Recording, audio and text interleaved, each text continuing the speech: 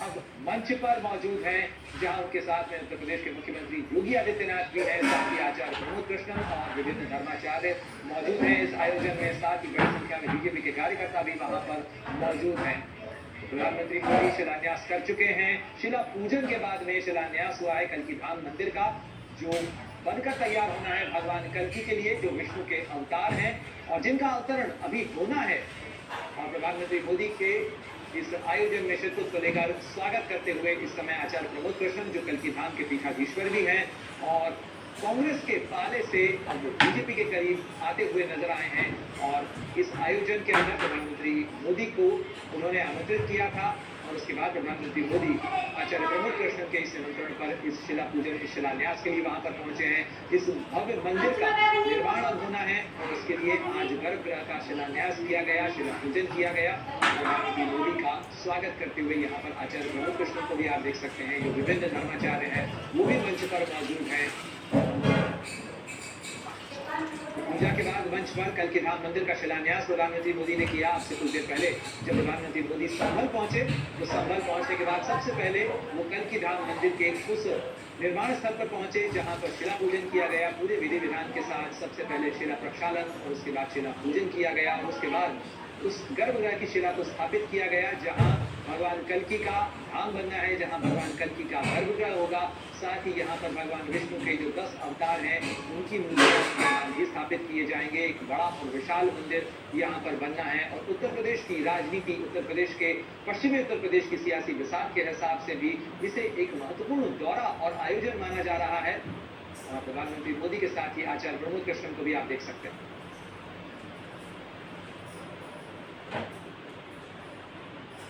यशस्वी प्रधानमंत्री और दुनिया के सबसे लोकप्रिय राजनेता आदरणीय श्री नरेंद्र मोदी जी मंच पर उपस्थित जूना अखाड़ा के आचार्य महामंडलेश्वर पूज्य स्वामी अवधेशानंद गिरी जी महाराज, पूज्य स्वामी कैलासानंद ब्रह्मचारी जी महाराज, पूज्य संतजन सदगुरु श्री रिद्धेश्वर जी महाराज, इस संपूर्ण कार्यक्रम के आयोजक आचार्य श्री प्रमोद कृष्णन जी,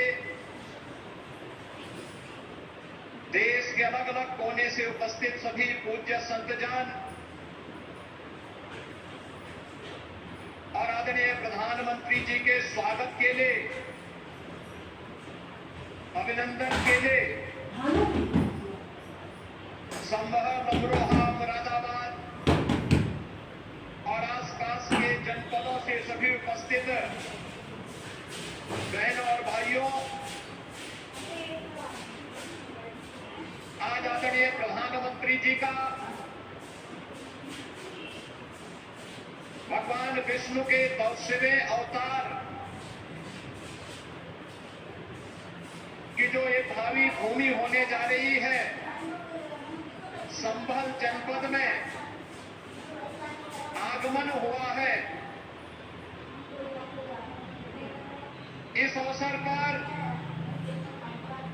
आदरणीय प्रधानमंत्री जी का मैं उत्तर प्रदेश वासियों की ओर से हृदय से स्वागत करता हूं, अभिनंदन करता हूं।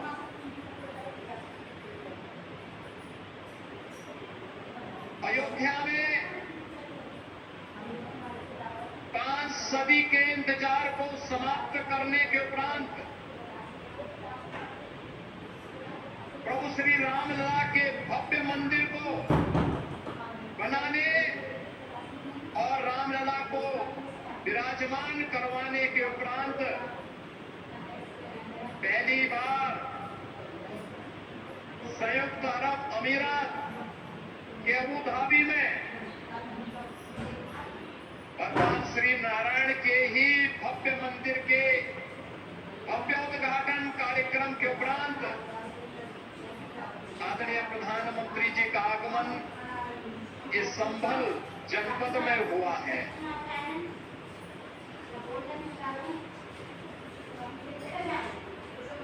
बहनों और भाइयों, हम सबको इस बारे में देखना होगा। पिछले 10 वर्षों में हमने एक भारत का दर्शन किया है। एक नया भारत है। इस नए भारत में हर नागरिक को सुरक्षा भी है और राष्ट्र को समृद्धि की नए सोपान तक पहुंचाने का संकल्प भी है। इस नए भारत में युवाओं की आजीविका की व्यवस्था भी है। तो भारत की आस्था का सम्मान भी है। आस्था का सम्मान किस रूप में? काशी में काशी विश्वनाथ धाम, अयोध्या धाम में रामलला का पुनः विराजमान होना, केदारपुरी और बद्रीनाथ धाम का पुनरुद्धार का कार्य संपन्न होना, महाकाल में महालोक की स्थापना होना, एवं नए भारत की तस्वीर है। जिस नए भारत में हर युवा की आजीविका की गारंटी भी है और आपकी आस्था की भी गारंटी है। यही मोदी की गारंटी है। भाइयों बहनों, ये आस्था का सम्मान जिन लोगों ने आस्था के साथ लगातार खिलवाड़ किया,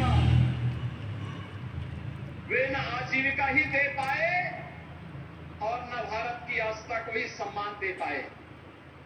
आज तो भारत की विरासत भी सम्मानित होती है वैश्विक मंच पर। जब योग को वैश्विक मान्यता मिलती है और 21 जून की तिथि को दुनिया के लगभग 200 देश एक साथ जब भारत के अंदर किसी एक स्थान पर प्रधानमंत्री मोदी जी के नेतृत्व में करोड़ों भारतीय योग की सुविधा के साथ जुड़ते हैं, तो दुनिया के 200 से अधिक देश भी भारत की ऋषि परंपरा के इस प्रसाद के साथ जुड़ते हैं। कुंभ का आयोजन यूनेस्को के द्वारा मानवता के मूर्त सांस्कृतिक धरोहर के रूप में से मान्यता देना हो, या फिर अबू धाबी में भी किसी हिंदू मंदिर का होना जो कभी कल्पना थी, आज वह साकार हो रही है। यही नहीं, भारत के अंदर जो पहले असंभव था, आज संभव हुआ है। जो पहले नामुमकिन था, आज मुमकिन हुआ है। और वह इसलिए हुआ है क्योंकि आपके पास एक यशस्वी नेतृत्व है जो भारत को समझता भी है, भारत को यशस्वी नेतृत्व भी देने की क्षमता रखता है और यशस्वी नेतृत्व वैश्विक मंच पर भी पूरी मजबूती के साथ भारत के गौरव और भारत के सम्मान को बढ़ाता है। और ये हम सब इस बात के लिए गौरवान्वित महसूस करते हैं जब प्रधानमंत्री मोदी जी का सम्मान दुनिया के मंच पर होता है। पूरी दुनिया उन्हें आशा भरी निगाहों से देख रही है। जिसके लिए भारत भारत कहलाता था, आज आजादी के बाद पहली बार 140 करोड़ की आबादी का भारत इस चीज को महसूस कर रहा है।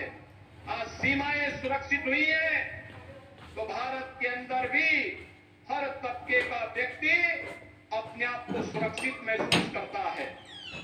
ये संबल क्षेत्र हम सब जानते हैं, यहां पर खेती किसानी के साथ ही इस पूरे क्षेत्र के विकास को लेकर के यहां की कारीगरी और हस्तशिल्प को भी प्रधानमंत्री मोदी जी ने आगे बढ़ाने का काम किया।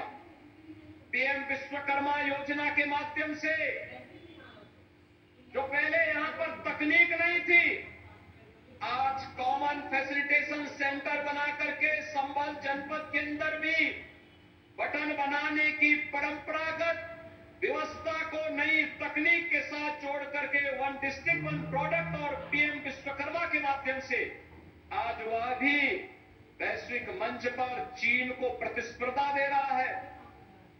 मुरादाबाद का ब्रास का आइटम हो या अमरोहा का ढोलक, यह एक नई पहचान के साथ आगे बढ़ रहा है।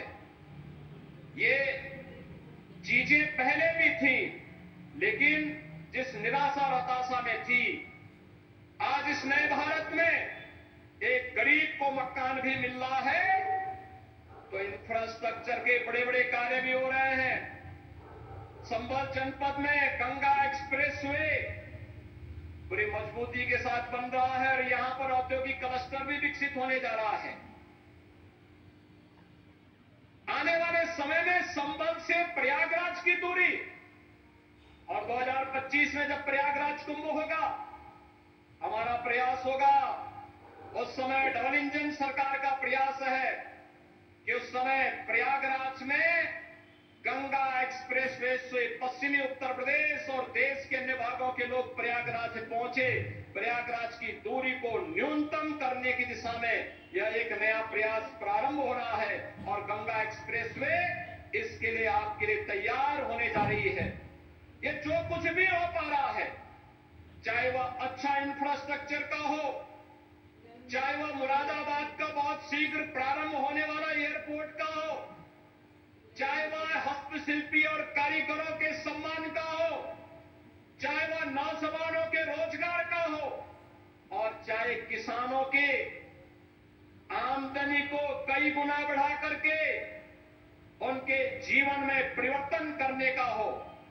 ये सभी कार्य ये नए भारत की एक नई पहचान बन रहे हैं और ये संभव हुआ है आदरणीय प्रधानमंत्री जी के यशस्वी नेतृत्व के कारण।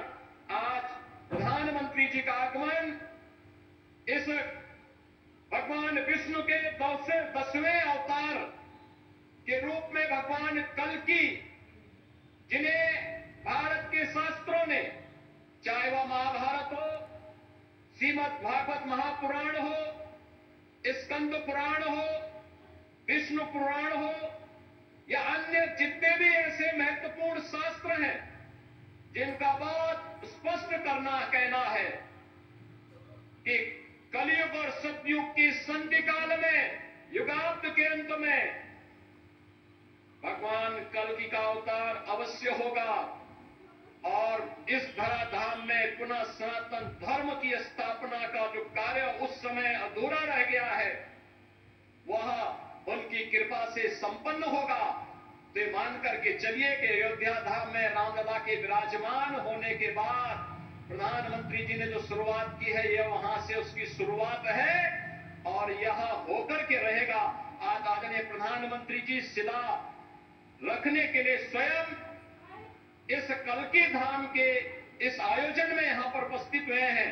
मैं आप सभी श्रद्धालुजनों से, प्रदेशवासियों की ओर से आदरणीय प्रधानमंत्री जी का संभल जनपद की इस धरती पर हृदय से स्वागत करता हूं, अभिनंदन करता हूं।